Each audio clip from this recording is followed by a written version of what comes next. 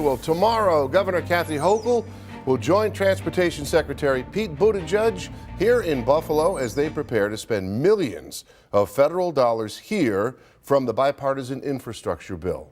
Governor Hochul is facing a budget battle with state Democrats opposed to some of her spending proposals, as well as plans to update New York's bail reform law.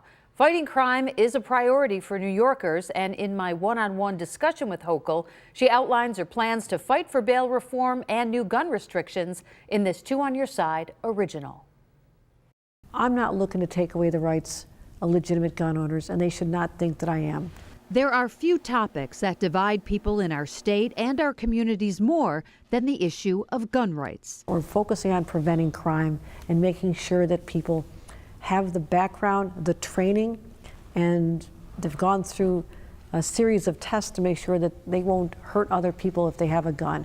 In the wake of the Tops mass shooting, Hochul asked the state legislature to put several new restrictions into effect, including raising the age to buy a semi-automatic weapon from 18 to 21, intensified background checks, and enhanced red flag laws. We've heard from lawful gun owners who feel that restricting gun rights like the concealed carry really wouldn't stop a criminal. Has New York State really gone as far as it can reasonably with restricting gun access without looking at other things like mental health? Oh, you're absolutely right about that. I mean, we have leaned so hard into mental health. We're the first administration since the 70s that have a very comprehensive, well-financed, $1 billion I'm putting toward dealing with the whole spectrum of mental health. But still, gun rights advocates point to the additional restrictions proposed to conceal carry laws that the Supreme Court may end up overturning as unnecessarily restrictive.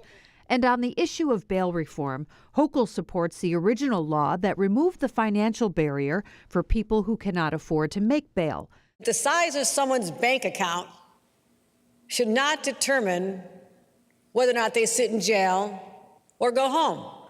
But after district attorneys and some judges criticized the law, saying it sometimes returned dangerous people to the streets, Hochul championed amendments that would allow judges more discretion in deciding who should be denied bail. As leaders, we cannot ignore that. When we hear so often from New Yorkers that their top concern is crime. But the governor's dilemma now is that members of her own Democratic Party, who control the legislature with a supermajority, appear to have no interest in making what she calls needed improvements. Is that something you feel confident, maybe through the budgetary process, that you can somehow incentivize the legislature to go along with that? I'm working very hard, and I need people to reach out to their legislators, their senators, their assembly members, and say we support Governor Hochul's plan to make our streets safer and also to give judges the discretion they want to have, give them the clarity they need.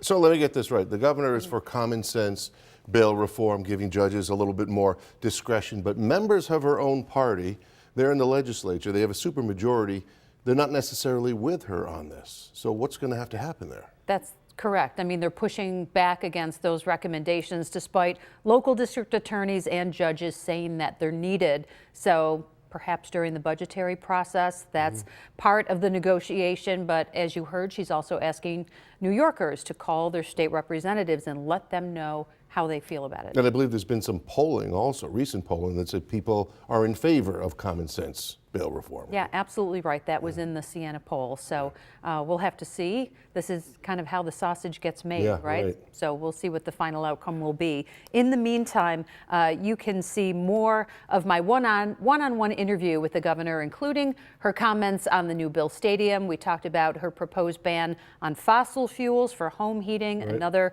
lightning rod, if you will, and also some thoughts on Women's History Month. So you can watch that right now on our website, WGRZ.com. Great reporting, Mary Alice. Thank you. Awesome.